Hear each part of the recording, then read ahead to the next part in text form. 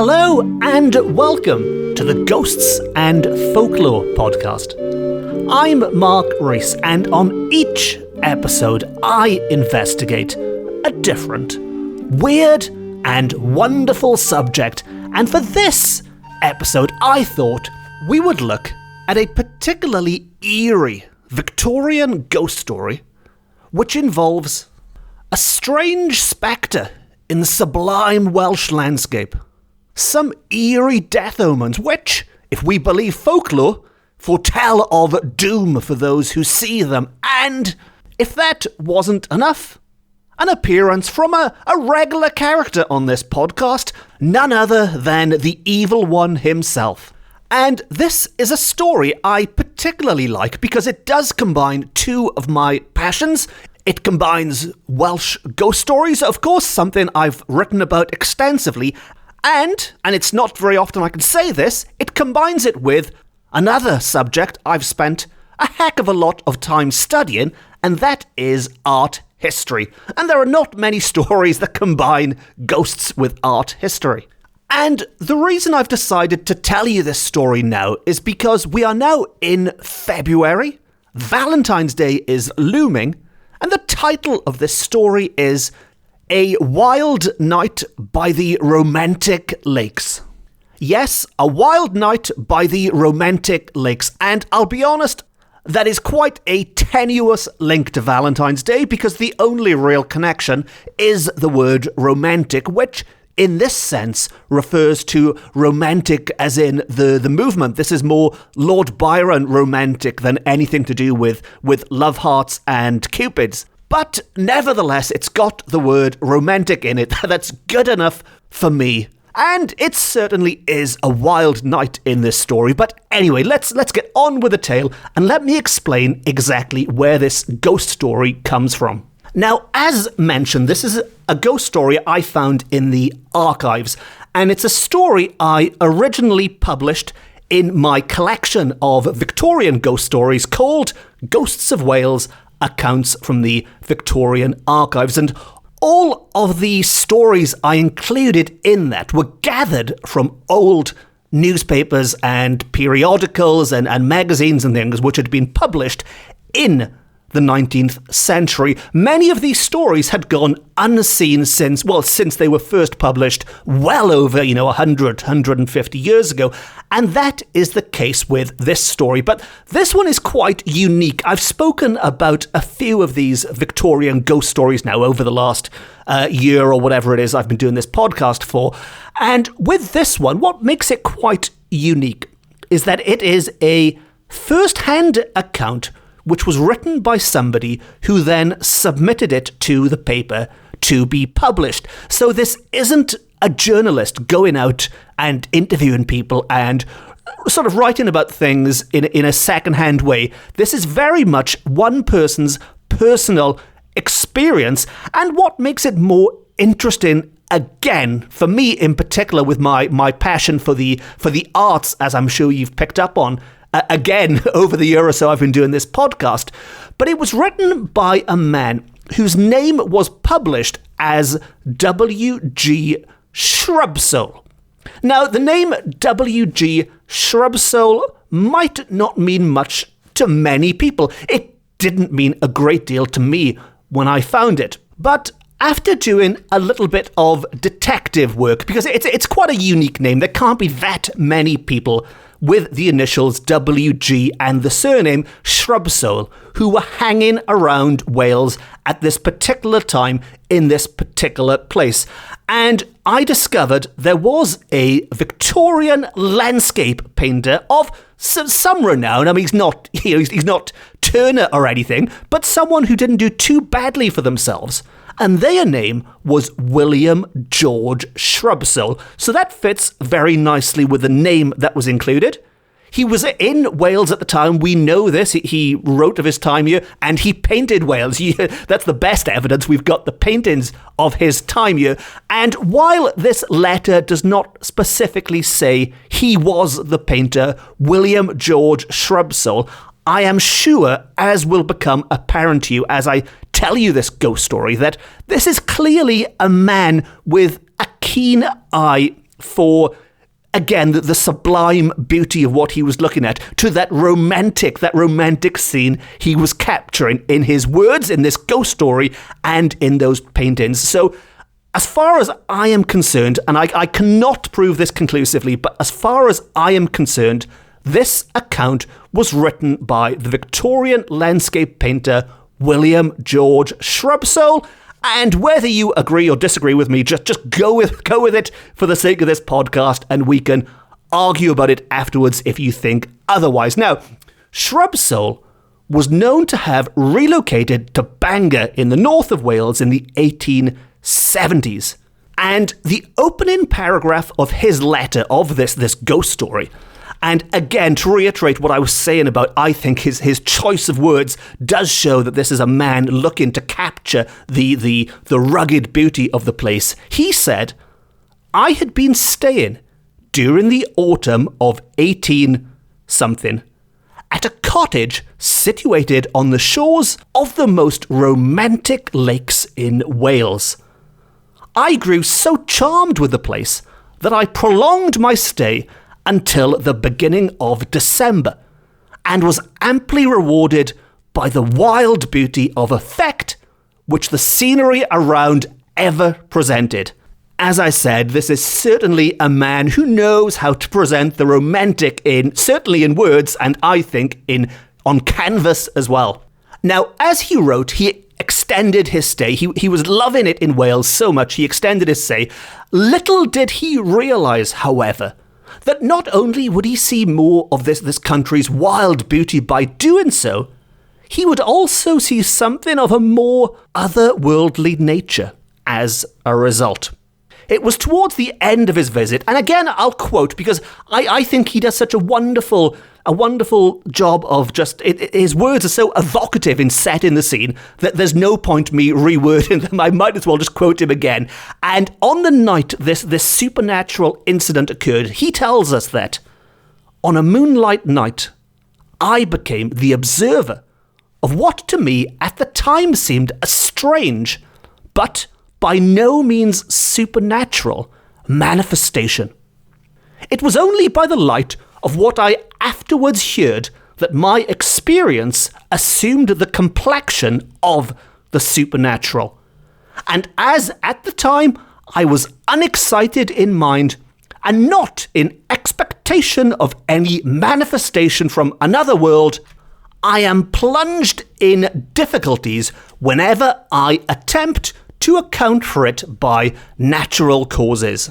Now, this is a very popular theme with these olden ghost stories. If you've heard any of my previous ones or read any of my previous ones, you'll know that people like to stress they are not mad, they're not drunk, there's no history of mental illness in their family, their faculties are fine. The Victorians like to remind us of this. There is nothing wrong with them, but it's that big but.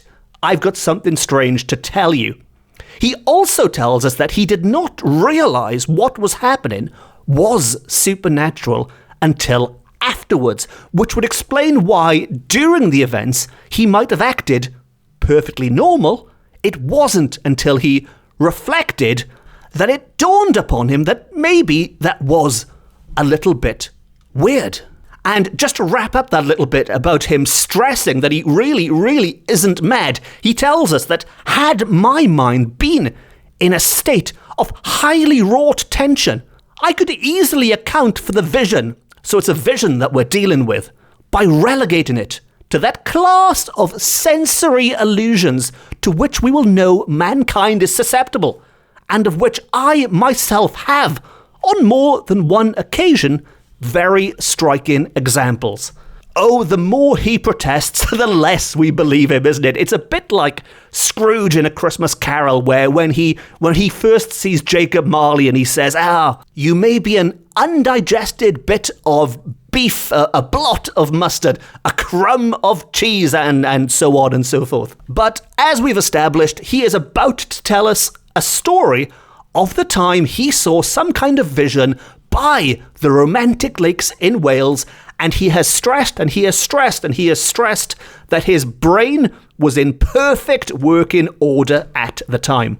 Now, back to that fateful night, and back to Shrubsole's words. In his own words, he tells us that one evening after supper, at the close of a very uneventful day, I took a walk as far as the end of the lake and back. This was a very ordinary thing for me to do, and on the occasion in question, I lit my pipe and with a stout stick in my hand, wended my way along the side of the lake, my only companion being a large dog belonging to the house. Shrubsole, smoking his pipe with the dog, went for a walk along the lake.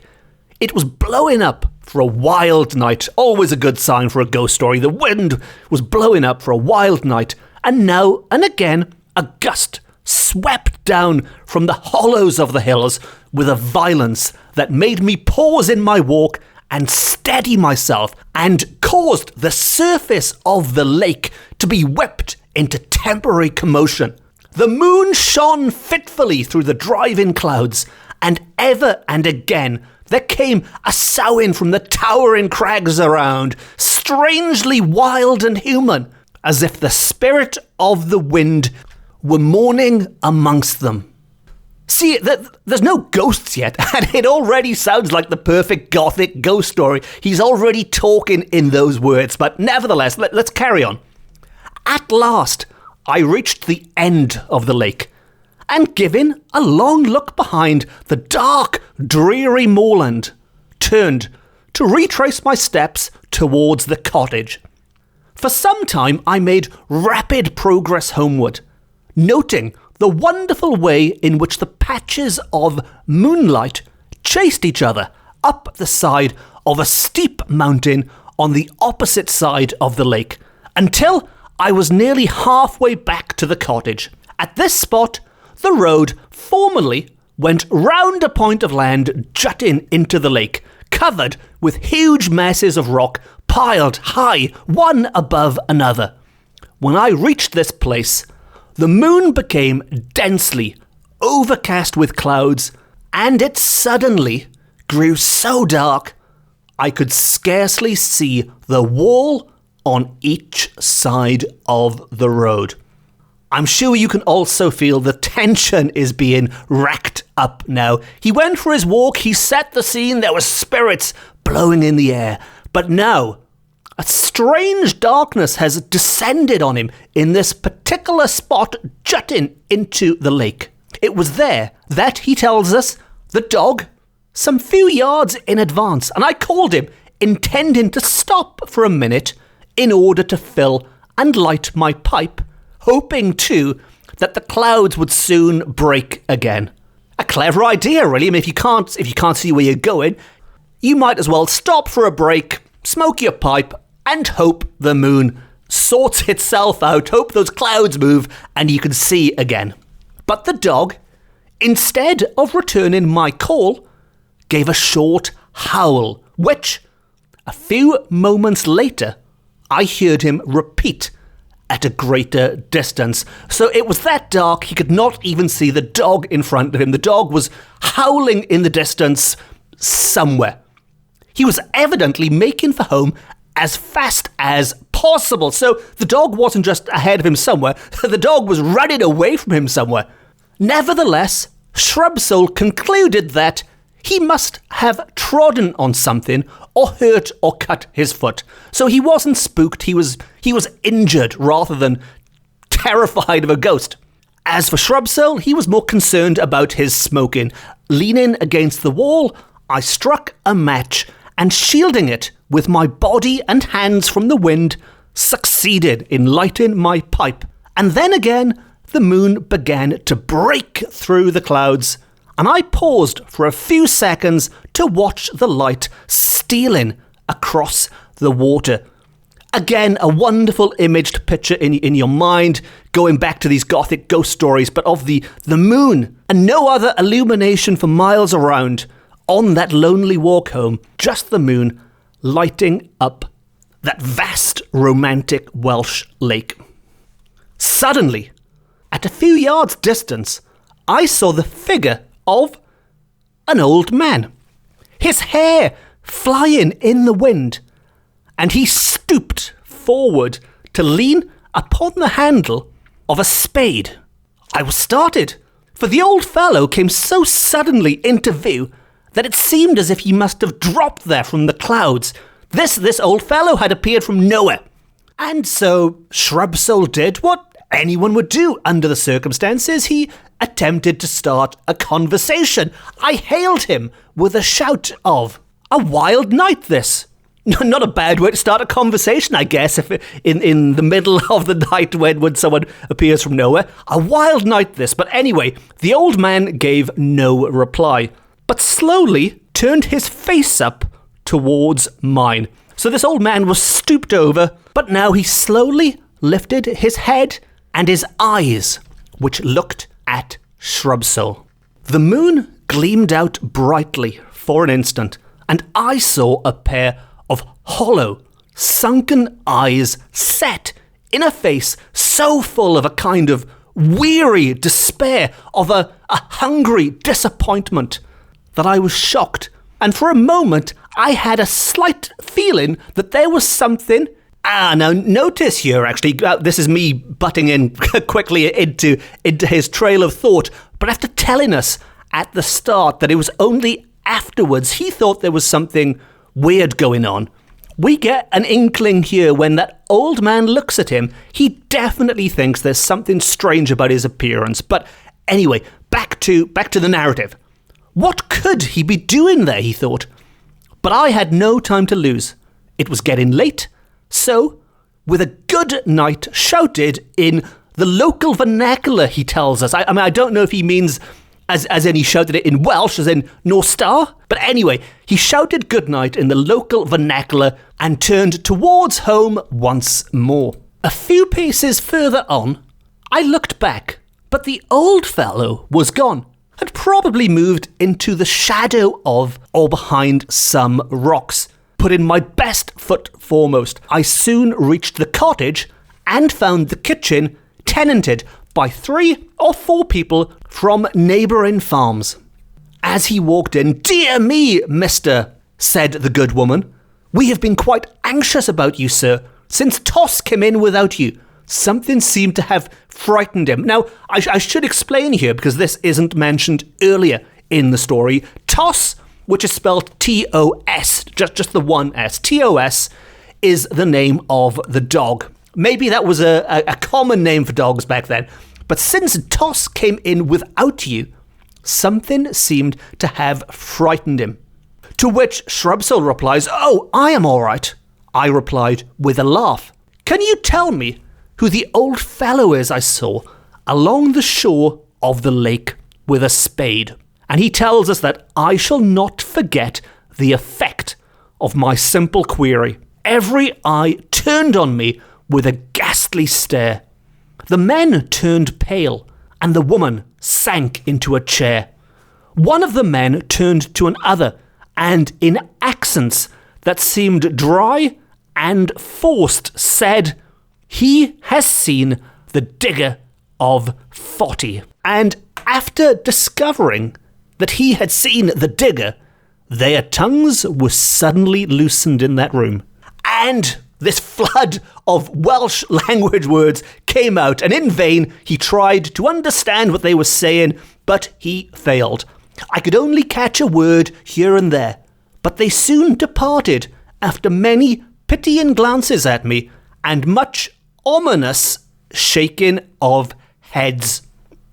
Then I learnt the cause of this commotion. I had seen a ghost.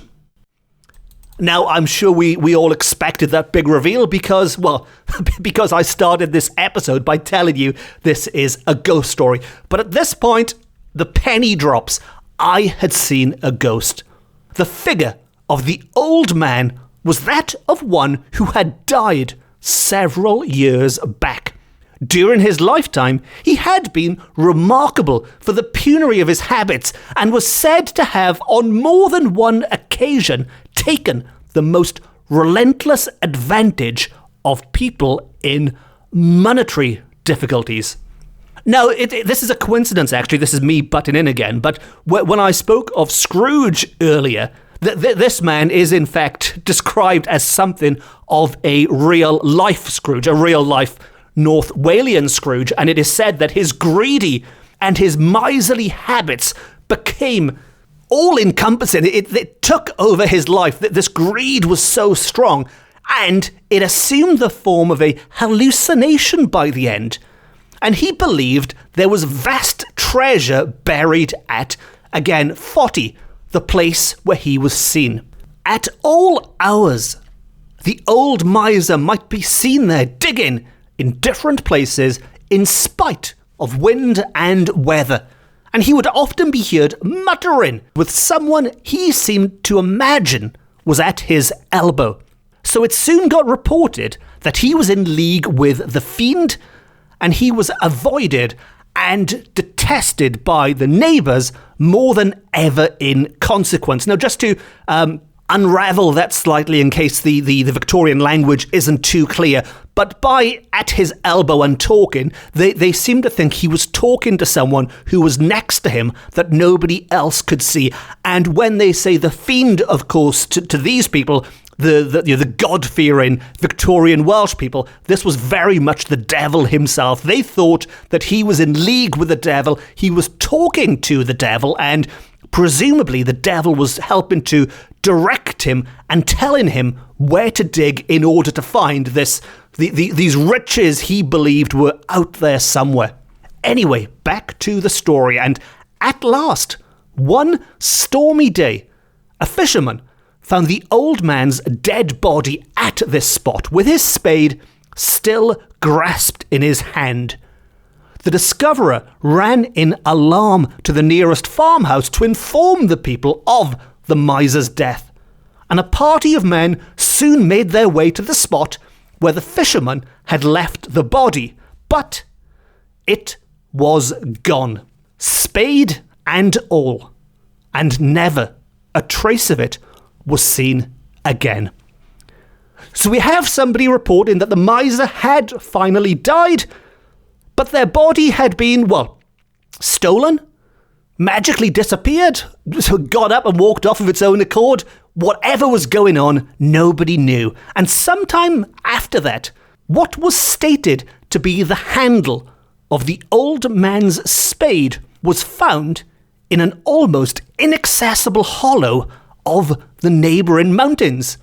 So it became accepted as gospel truth that the fiend, again, the devil again, had carried away the miser's body over the mountains and dropped the spade in the transit. Now, of course, this is stretching the imagination slightly. The ghost bit you might go along with. This bit is drifting more into the old Welsh fairy tales of the devil who was doing this kind of stuff all the time. And as I'm sure you've picked up from listening to this podcast, because the devil does make a regular appearance. But anyway, this story, this folktale, or this real story, depending on how you want to take it, got abroad.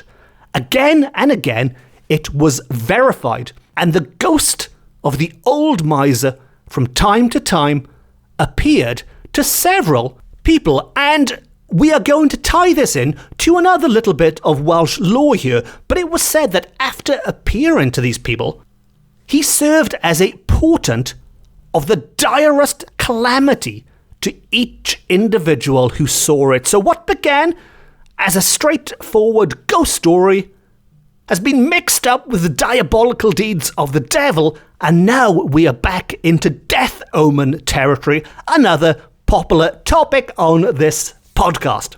And to wrap it all up, Shrubsoul tells us that, just, to clarify, he's not making this up, this was the story as I received it.